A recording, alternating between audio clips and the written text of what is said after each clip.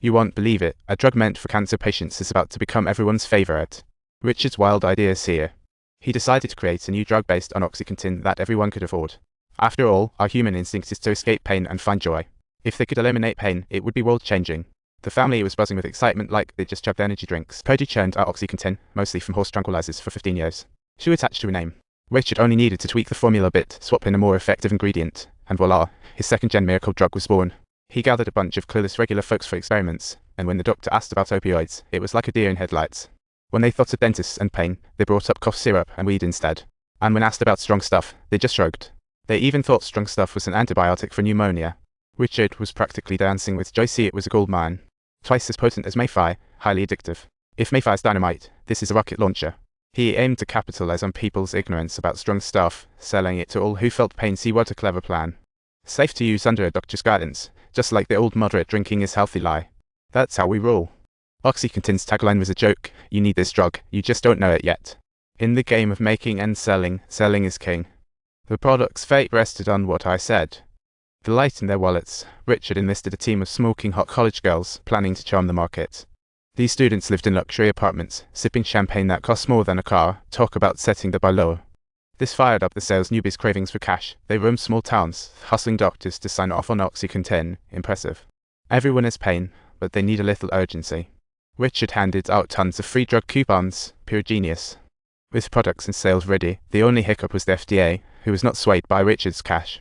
Even after Richard claimed the addiction rate was less than 0.3%, the FDA kept saying no again and again. The approval dragged on for a whopping 11 months, because the FDA had knew the heroin content was dangerously high. As the cash cow slipped away, Richard was getting desperate. See, after all, everyone has a weak spot. So the Seco family rented a presidential suite, hosting the FDA head for 3 days. What happened in the remains a mystery. 3 days later, the FDA head magically approved OxyContin. Richard must have made a tempting offer. A painkiller that promised to fix pain overnight took the nation by storm. People were lining up for prescriptions, even robbing pharmacies. Those who got the drug were in trouble. This guy who accidentally munched on his own finger is a classic case. Not long ago, this dad let his kid show off his new digging skills, and the nightmare began. He climbed up to teach his kid a lesson, but accidentally fell and landed right on some bar. The surgery went well, but the long road of rehab was painful, and he couldn't sleep a wink. So the doctor prescribed him a new drug, OxyContin, claiming it worked for a full 12 hours. See, it felt magical.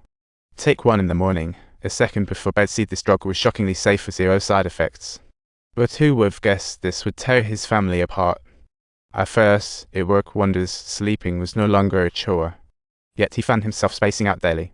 The doctor brushed it off as a sign of developing tolerance. Richard was indeed quite the salesman, specifically getting patients who had experienced significant relief from treatment to shoot promotional videos.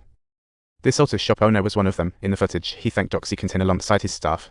What is now, having taken the medication, the man is free from pain and is living an incredibly enjoyable life. Others sang the praises of OxyContin, and the gala for patients made him a star. Not too shabby, he joyfully returned with a haul of free swag. But when he searched for his meds, they were gone. Oh no! He scoured every corner, from the bedroom to the bathroom, and came up empty until midnight when he couldn't resist searching the fridge. Finally, he discovered a lost pill at the bottom, just as his son uncovered his hidden stash. That night at dinner, he unknowingly bit his finger open without a clue. In a blink, he was in the ER. The doctor said to contact the detox center. His wife was disbelief. The doctor said the addiction rate was just 1%, but Richard from Purdue knew the dark truth. The heroin-laced OxyContin was merciless. During testing, it killed countless lab rats. Patients testing it suffered severe responses. See, though it worked, it was only suitable for those on their deathbeds. Yet the CEO found ways to charm the FDA, claiming the drug had no side effects. This unprecedented vague wording slid through the FDA approval, resurrecting Purdue. OxyContin became an instant money maker, and CEO Richard became a pharma tycoon. See, no wonder he felt like throwing a party. Richard said the approval was painful, taking 11 and 14. See, quite a struggle. Cheers to the team's effort. The OxyContin storm is about to hit. See, let's raise a glass. Sales reps went all out promoting the drug, and doctors were writing prescriptions like crazy. See, what a feast.